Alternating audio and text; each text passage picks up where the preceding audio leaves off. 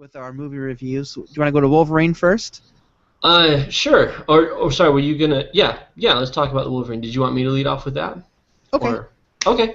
So the Wolverine, which a lot of you know, obviously, it's a continuation of the Wolverine story, but it takes place after X-Men 3, and I say thank heavens because X-Men Origins Wolverine, that prequel, I thought was so. I just want to forget about it. So I'm glad this wasn't a continuation of that story. Um, and I will say I really enjoyed it. I thought looking back on it, Hugh Jackman continues to own that role. I mean, what I love about him is that even though this is a role he could do in his sleep now, he could honestly show up and collect the paycheck.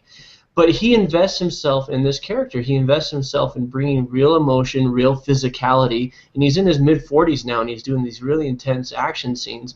And whatever flaws the movie might have, which we'll talk about in a second, I don't think anyone can argue that Hugh Jackman doesn't bring his A game to the role, and I think he's great fun to watch. What do you think? Yeah, this is his sixth role as the Wolverine, although he had just a small cameo in First Class. yeah, First Class. There we go. I keep wanting to say Days of Future Past, which will be Yeah. his seventh time donning the Wolverine claws. But I agree with you. This was a big step up from Wolverine or X-Men Origins Wolverine. Honestly, I've written that movie out of continuity for me because there was so much glaringly wrong with it. It's like Phantom Menace style wrong with it, with the rest of the story. Yeah, it is And really awful. it drove me crazy. But they did a really good job with this one. It's a lot more of an adult movie, a lot more upped with the themes that they have going on. The Hmm. one thing I say is that I loved the first act of this movie. It's great. There's all kinds of character development through Wolverine where you get to get acclimated with where he's at emotionally, Uh-huh. um, and you get the new characters, and you have some great fight scenes, and it kind of brings you into the story, and you get caught up to speed pretty fast. And you get some Um, awesome World War II flashbacks, which who doesn't love that? And uh, sorry, go ahead. I was gonna say that scene was incredible. Yeah, it was. Uh, it honestly it made me rethink the whole ethical dilemma of bombing Nagasaki and Hiroshima, where before I was like bomb them Japs 1942 style, but after seeing you see the mushroom cloud go up, and then you hear the screams, and you Yeah, realize that that's a civilian city. It's not a military target. It's Alderaan. It's the Alderaan of real life. yeah, it And is. the Americans wielded the Death Star, and it was really heart wrenching to see that happen, and then to see the terror of these people as the wave of blast comes towards Wolverine and the people that are around him, and it was really a powerful scene for me. I really enjoyed it. And this is a franchise that's never been afraid to bring in some of the real serious history. I mean, the first film opens with a scene that's a concentration camp in the Holocaust, for crying out loud. And I think it's because the X-Men films tried to embrace the fact that even when you're dealing with fantasy, you can have themes that have real-world implications and real-world importance. And I just like you, it really drove home the reality. Ironically, it's a fantasy movie, and you have a guy who heals from a nuclear blast and all this stuff, but there was a realism to that scene that really was poignant, and it stuck with you. So, yeah, I agree with you. And I think his bodyguard, the Japanese bodyguard, she was awesome. I, Yeah, I initially thought, well, she's just kind of some whatever character, but other than him, I thought she was my favorite character in the movie. yeah, she brought a lot. So kind of the synopsis is that Wolverine gets summoned back by he saves one of the enemy soldiers, and he gets brought back now 50 years later. The soldier's dying, and he gets brought back by his assistant, the man dying's assistant, and she's kind of his tag-along sidekick through the movie, but she's really holds her own, and it's pretty awesome. These fight scenes have incredible choreography in them.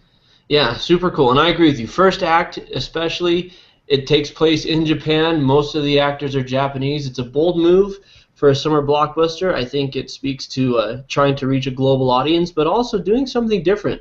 That not every hero, not every character has to be an American, a white-bread American. I thought it was a really great move, and the new setting, and there was a realism, that I think is lost later on in the film. I mean, obviously it's not going to be totally real, but as we saw with Chris Nolan's Batman films, you can strive for a realistic tone that grounds the drama. And I think Wolverine, especially during its first act, really nailed that.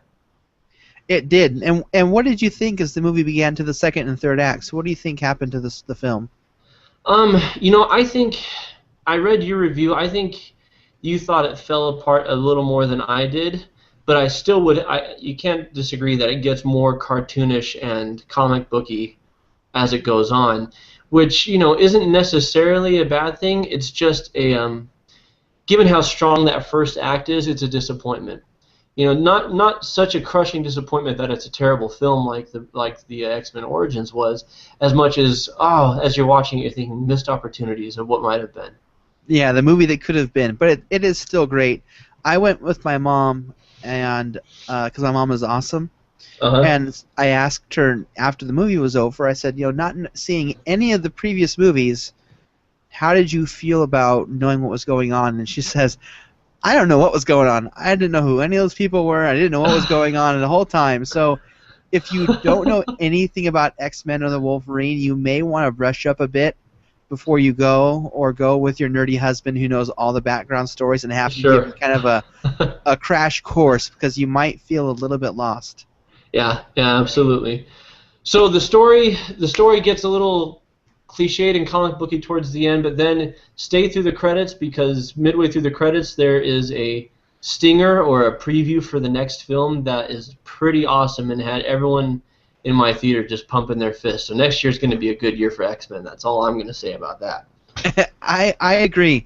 If you are a X-Men fan and you haven't seen Wolverine yet, it's worth checking out. If you're not an X-Men fan or you don't know the story, you could probably wait for DVD. You'll still enjoy the movie, but you'll want to have someone there to pause it and give you the play-by-play, or at least the background, Yeah, absolutely. Now, speaking of pause or fast forward or whatever, let's talk about content. Is there anything in this that people want to be aware of? It's surprisingly clean. There's a lot of fighting, though. For me, I'm not really fazed by violence because I am a desensitized bad person who plays video games. But there's, Wolverine's main weapon are claws, and claws go into a lot of people. Yeah, slice and dice and stab, and so there's lots of fights, and there's him becoming. You see this in the trailer, so if you don't want to know this, skip forward 10 seconds. But he becomes mortal, meaning he can be wounded, he can be killed. That healing power is temporarily taken away from him, and so I would even say diminished, because he was still he was still shot in the chest, and then I'm running a little bit slower now, but I'm still running full speed. Yeah, so that's true. That whole setup was kind of a misnomer. Yeah, it's just that he bleeds more and looks like he's going to faint a couple times from loss of blood, and that's about it. You're right. But you have some surprisingly. There's the scene with the nuclear bomb where he withstands the blast, and it shows him, and it's one of the craziest special effects of the year, where it shows him after he's sustained a nuclear blast and he's shielded another person from getting radiated, and his skin is mostly melted off. I mean, he's almost like the Mummy. That movie The Mummy, except for way more realistic, but how it's just almost a skeleton with just a layer of skin and muscle on top of it, and then he kind of grows back before your eyes. That was pretty cool, but it's really grotesque. There is one F word, and it's uttered by the hero, and there's also the implication that I don't know that they imply that they have sex. I mean, maybe I didn't think that they did. It's because the reason it was just some good old-fashioned spooning. Well, that's right, because it shows them they kiss, and then the next shot is them in the morning, and they're spooning, but they're both fully clothed. So it's not like a. But then they do have a villain who's hanging out with some women. He's in his boxers, they're in their underwear, and Wolverine comes in and breaks it up and calls the guy out on, you have a fiance and you shouldn't be doing this type thing. So. And that part was kind of cool. So it doesn't glorify it. He's a villain, and he suffers consequences for his bad decisions. Yeah.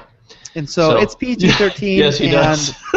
I just remembered what those consequences were. That is a funny scene. That was a good scene. There is some great humor in the movie that cuts very well into the action that fits really well.